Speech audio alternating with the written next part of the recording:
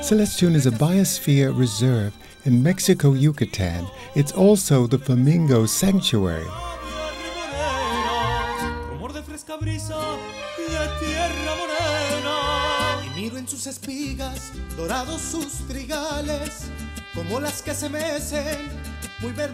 Gliding through the mangoes is a very peaceful experience.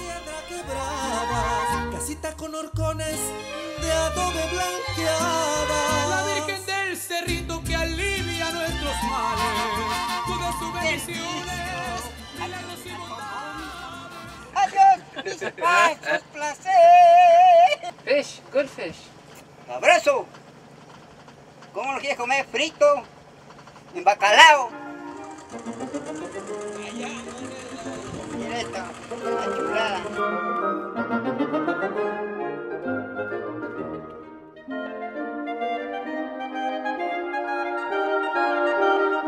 There are numerous sinkholes throughout the Yucatan, and it's a perfect spot to dip and refresh after a hot day.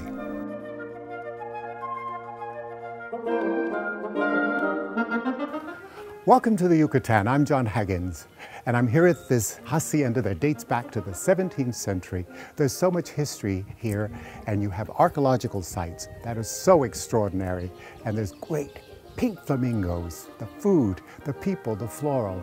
Everything here is extraordinary. Welcome to the Yucatan. Well, the haciendas of Yucatan were founded and developed during the 16th and 17th century.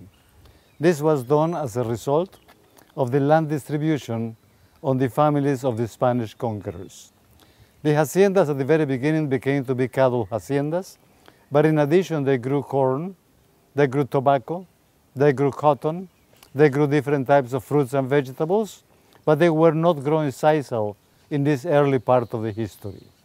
Later on, the haciendas were enlarged as more land was acquired by these people known as encomenderos. And then finally, by the 1800s, they started planting systematically the sisal plant. By the middle of the 1800s, a shredding machine was invented, and the sisal started being exported from Yucatan, and the haciendas were very beautifully enlarged and remodeled with a very strong European influence. Today, the haciendas are being modernized, and many of them are becoming to be deluxe hotels. Directly behind you can actually see very beautiful corridors, a great number of rooms. Most of the flooring of the hacienda originally came from France, and this hacienda Yaxcopoil still has the original paintings in some of the walls and the original tiles. One thing I would like to add is that this was the first hacienda in Yucatan that had cold and warm or hot running water in the system of bathrooms.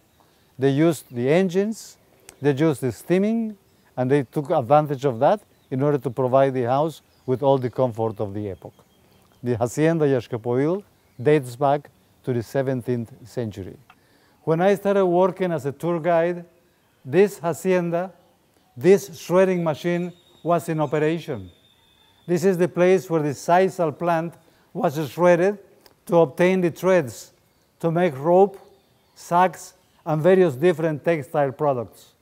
Originally, the sisal leaves were brought up this way, and right on this platform, they were very carefully selected by the length. They were sent by different types of belts all the way down here, and eventually they entered into a different department. The Hacienda Yaxcopoil was one of the largest haciendas in the south of Yucatan.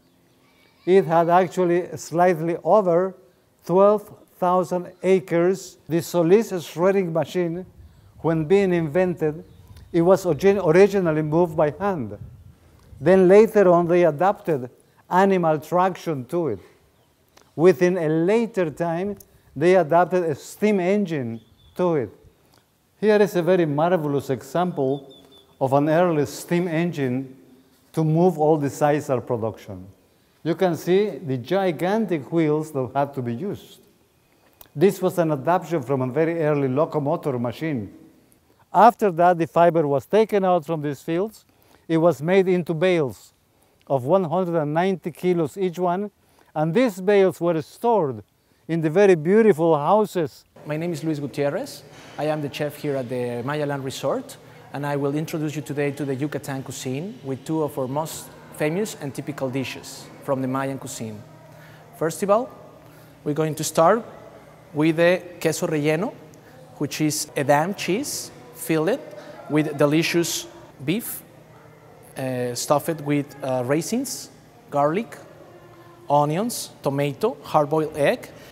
In second plate, we have cochinita pibil, which is the most popular of the Mayan cuisine in the world. It's pork cooked underground, covered with banana leaves, and spicy of this dish is called achiote. Achiote is a tree that grows in Central America. We are a five-star hotel, and we also have beautiful bungalows back in the gardens where you can enjoy beautiful singing birds, peacocks. We have 3 large swimming pools, and the hospitality of the Mayan people. Chichen-Itza became to be part of UNESCO. It's part of the World's Heritage. And 3 years ago, 2007, the building that is precisely in my back, El Castillo, became to be one of the new 7 wonders of the world. So Chichen-Itza has 2 titles, plus the title of being a magnificent Maya city. Very famous ball court, the largest ball field in the whole of Mesoamerica. And approximately about 600 yards to the north, we have the very famous and very well-known sacred or sacrificial well, a cenote, one of the natural geological formations that we have in Yucatan, which basically are underground rivers. Here we are walking through the defensive walls of Ekbalam. There is no doubt as to the purpose because they were built. In order to get in, in order to get out, we have to go zigzagging because one wall gets directly into the other one. Ekbalam flourished during the ruling of a ruler by the name of Ukit Kanlek Tok, who seems to have been a very wise ruler, who actually was able to make many alliances with many of the neighboring communities. And under his ruling, Ekbalam became to be not only an important city, but a city-state, which controlled other minor communities. By the death of this man, Ukit Kanlek Tok, his son, Bob Kanlek, decided to bury his father in the place where, while he was alive, used to go in and meditate. So he decided that in the place where his father was living, in his father's palace, there was a chamber that was known as the White House, the White Chamber. To my left side, we have the main facade of temple number 1 with 170 meters of front. On the upper level, we find different terraces that were built as the building was growing bigger and bigger and bigger by additional constructions. To the east of Ekbalam, we have the Caribbean Sea. To the north of Ekbalam, we have the Gulf of Mexico. Therefore, it was a magnificent place for this group of traders to go through. Unfortunately, we've come to the end of our journey in Mexico, and we're here in Merida, which is in the Yucatan. And Yucatan is filled with lots of surprises, archaeological sites, cenotes, and all kinds of things that you can experience. I always say the people make a difference when you travel, and the cuisine is extraordinary. The best way to get here, of course, is Aeromexico, which flies from New York directly into Mexico City, and you can go anywhere in the country.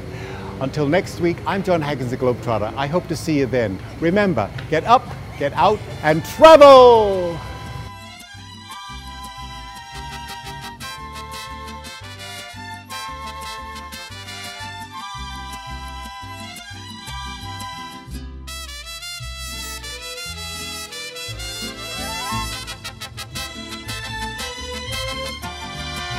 Soy ese viajero que va por el camino, por brechas y veredas, buscando su destino.